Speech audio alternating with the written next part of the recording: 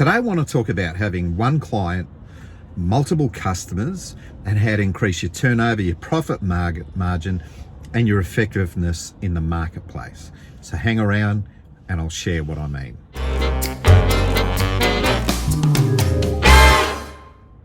So what does it mean to have one client and multiple customers?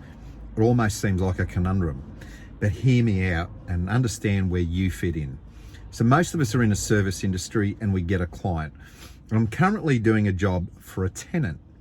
They've been in a particular property for a number of years and they're vacating. My role is to bring the place back up to where it was to satisfy the property manager so they can get their bond back. End of story. But it's not the end of the story. Who are my other two customers? Well, in this instance, it's the property manager and the landlord. And here's the key thing. The apartment's about 8 years old. It's actually starting to look run down. The colors it was painted in and some of the decor is dating really quickly. And actually quality of the paint job, it's chipped, it's marked, it's actually quite dull now.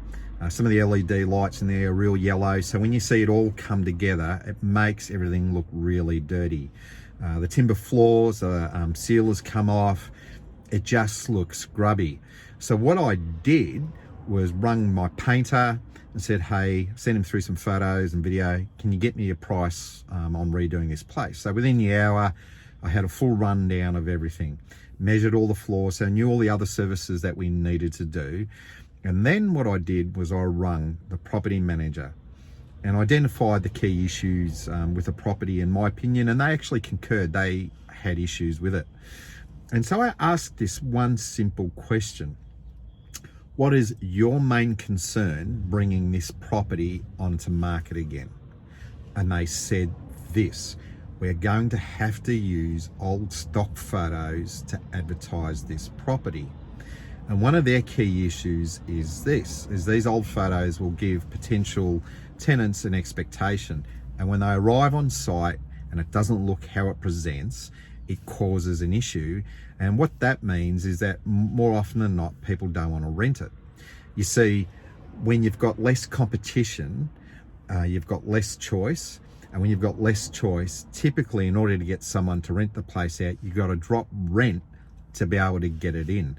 So they get less quality tenants and the rent return diminishes. Now that's not good for a property manager because they get paid commission on turnover.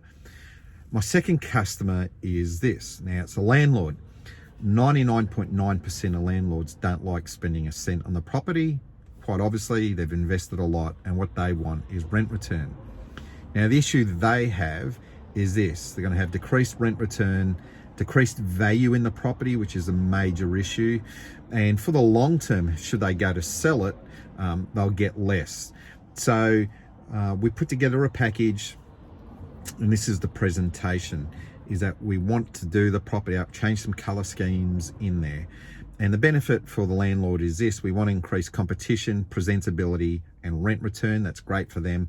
But for the landlord, this is what needs to happen, is they get better rent return. That's fantastic. They can pay down the debt component or do whatever they want. The property increases in value. So that means should they go to sell it, it's actually worth more, and that's beneficial for them. But here's the other thing, is that the ability to borrow and gain more property is often predicated on the value of the ones they got.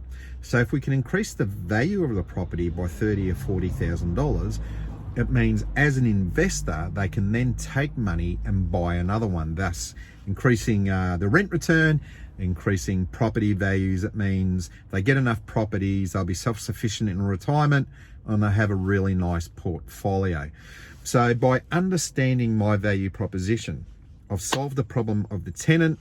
I'm dealing with issues that the landlord has in terms of advertising, rent return, and I'm also helping the landlord not just see about the expenditure, about what they can get back. Now, the key thing is that in your service industry, whether you be doing carpet cleaning, maintenance, whether it be gardens, windows, whatever it is that you do, you need to understand who your primary client is, but who also your extended customer base is. And once you understand what you have to offer, you increase your relevance in the marketplace, of course, your turnover and your profit margin, and everyone is happier. So consider this, see where you fit into all of that, and hopefully this has been helpful for you.